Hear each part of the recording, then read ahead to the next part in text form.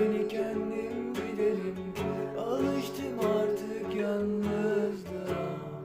Bildiğin gibi değilim, sildiğin gibiyim hala. Seni sevmek intiharda, sevmemek ihtimal bile değil. Aşk elbisesi